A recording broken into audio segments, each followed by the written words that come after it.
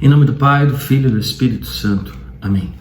Ave Maria, cheia de graça, o Senhor é convosco. Bendita sois vós entre as mulheres e bendito é o fruto do vosso ventre, Jesus. Santa Maria, Mãe de Deus, rogai por nós, pecadores, agora e na hora de nossa morte. Amém. Os devotos presunçosos. Os devotos presunçosos são pecadores entregues às suas más paixões, ou amigos do mundo, sob o belo nome de cristãos e devotos da Santíssima Virgem.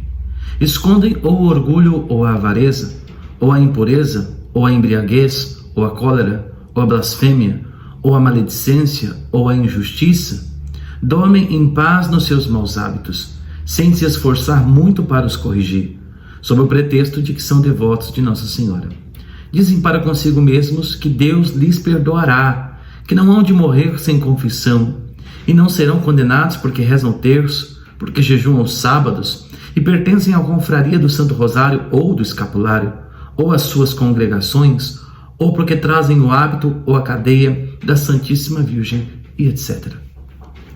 Meu irmão, minha irmã, os devotos presunçosos são aqueles que presumem salvar-se apenas porque têm alguma devoção à Virgem Maria, ou porque usam escapulário, rezam o rosário, ou trazem a cadeiazinha nos seus braços ou nos seus pés. Então eles presumem salvar-se apenas porque têm um certo tipo de devoção a Nossa Senhora, mas não abandonam o mundo, são amigos do mundo, são amigos das paixões mundanas, dos maus desejos, das más inclinações, e presumem que vão se salvar porque têm devoção.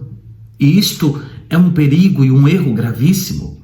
Não podemos achar que nos salvaremos apenas porque temos devoção à Virgem Maria. A devoção não salvará quem não abandona o pecado, não salvará.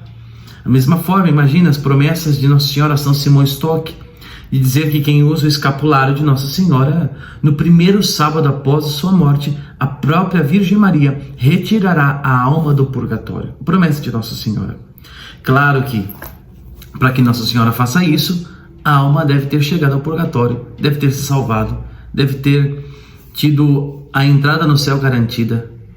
Mas para que chegue lá, é preciso abandonar o pecado. Nossa Senhora não vai tirar do purgatório quem não chegou lá, quem foi para o inferno. Portanto, meu irmão, minha irmã, não podemos ser amigos do mundo sob o pretexto de que Nossa Senhora nos salvará no último instante, no último tempo. Não podemos. Precisamos ter uma devoção que não seja presunçosa, mas uma devoção sólida. Se alguém lhes diz que a sua devoção não passa de ilusão do demônio e de perniciosa presunção capaz de os condenar, não querem acreditar. Dizem que Deus é bom e misericordioso, que não nos criou para a condenação, que todos pecam, que não morrerão impenitentes, que um bom pequei, a hora da morte será suficiente. Imagina, meu irmão, minha irmã, hoje em dia nós vamos encontrar muitos, mas muitos pregadores, muitos padres, muitos bispos. Constantemente eu digo muitos padres e muitos bispos, por quê? Porque são aqueles que nos devem ensinar a verdade de Cristo, a verdade do Evangelho. E nós veremos muitos padres e bispos e pregadores, missionários, dizendo que Deus perdoará tudo. Não precisa falar tanto assim de pecado. Tem gente que fala, não precisa pregar sobre pecado. Você vai encontrar nos lábios dessas pessoas apenas um discurso de que Deus te ama do jeito que você é, tá bom assim, Jesus te ama, isso que importa. Não, você não vai ver um discurso de é preciso renunciar ao pecado antes que a morte chegue, porque depois da morte não existe arrependimento. Depois da morte não dá para se arrepender. Depois que morreu, não dá para se arrepender. Não dá para vivermos uma vida toda dissoluta, uma vida toda no pecado e achar que na hora da morte a gente vai conseguir, nossa, pequei, Jesus, me perdoa, e tá tudo certo. Não, minha gente. A morte é repentina. Portanto, ela vem num piscar de olhos e a gente não sabe como ficaremos. Portanto, meu irmão, minha irmã, é preciso ter uma devoção profunda. E esses devotos, se você disser para eles que o amor à Virgem Maria, a devoção que eles têm, é uma devoção que não é sólida, que é uma ilusão do diabo, nunca acreditarão em você. Pelo contrário, vão te atacar. E às vezes até rezam terço ou ofício da Santíssima Virgem, ou até jejuam, para confirmar o que dizem e para ainda mais se cegarem. Cita algumas histórias que ouviram ou leram de algum livro, histórias verdadeiras ou falsas, isso pouco importa. Por exemplo, São Luís vai nos dizer que alguns desses citam histórias de que a alma voltou para o corpo e a pessoa ressuscitou para se confessar e morrer depois, ou a alma não saiu do corpo até que ganhasse a absolvição e assim pudesse ser perdoada.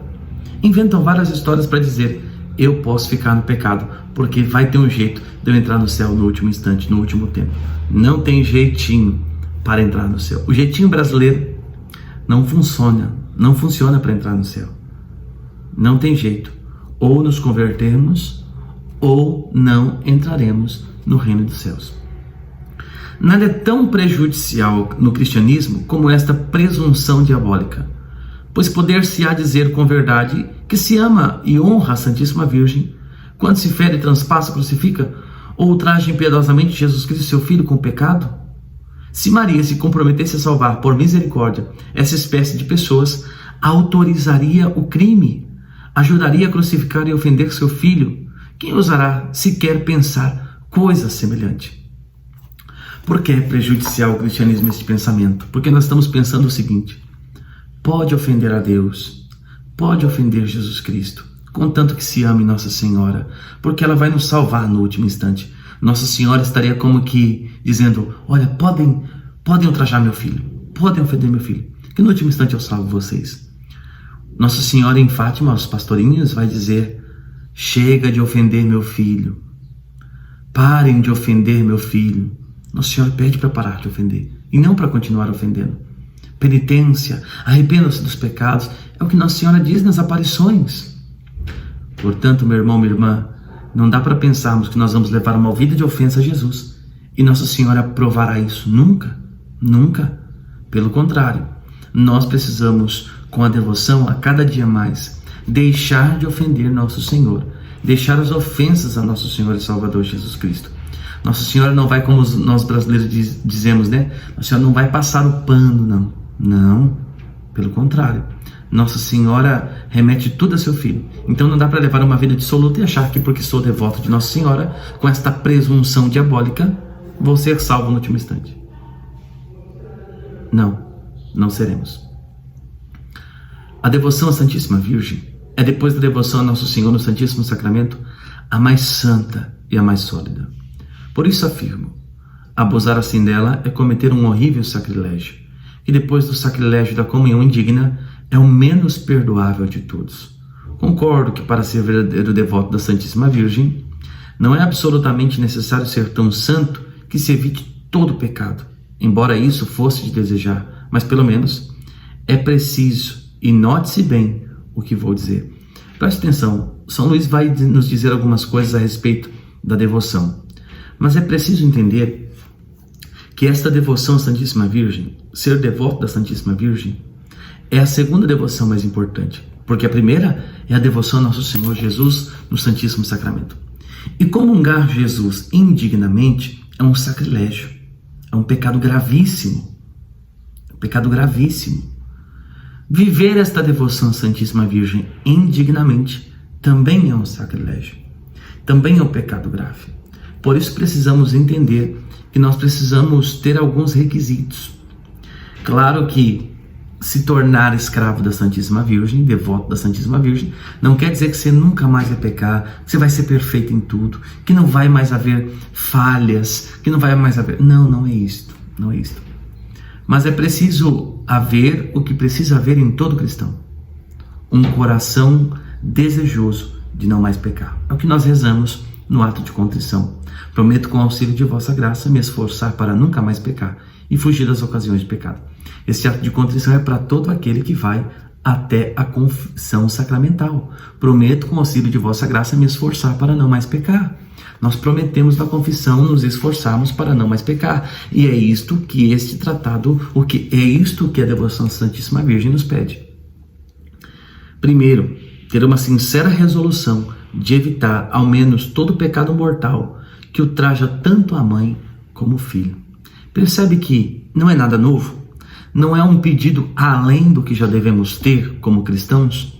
Um desejo resoluto e firme de evitar todo o pecado mortal, ao menos o pecado mortal, para não sair da graça de Deus. Ou seja, o tratado não está dizendo para você, faça uma coisa impossível, faça uma coisa nova, não.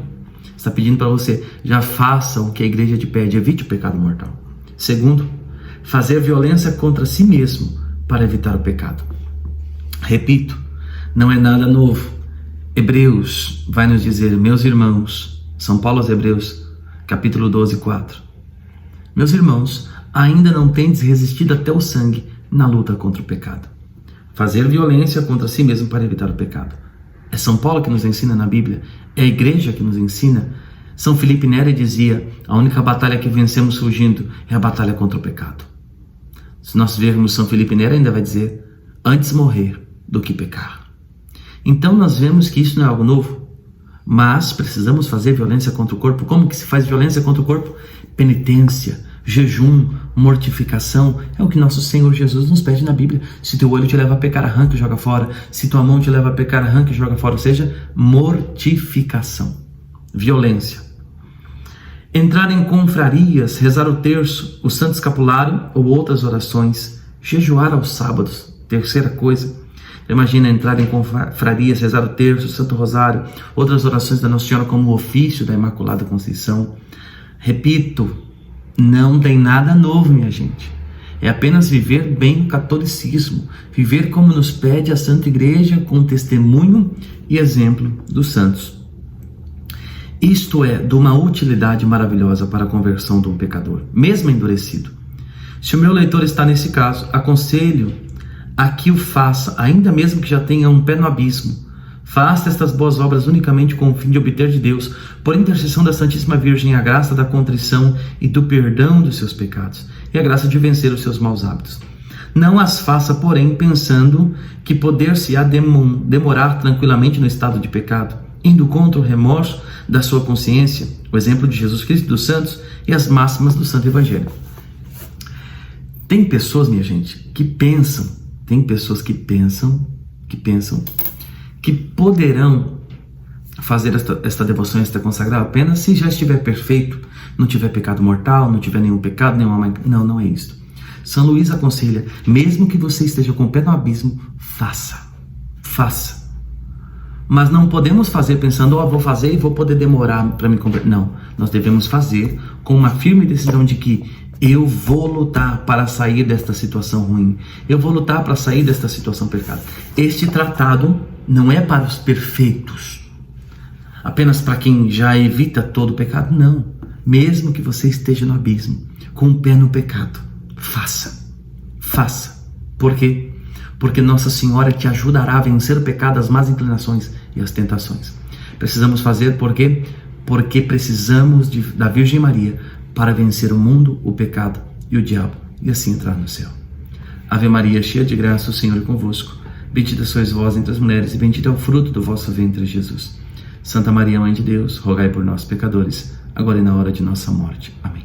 Em nome do Pai, do Filho e do Espírito Santo. Amém.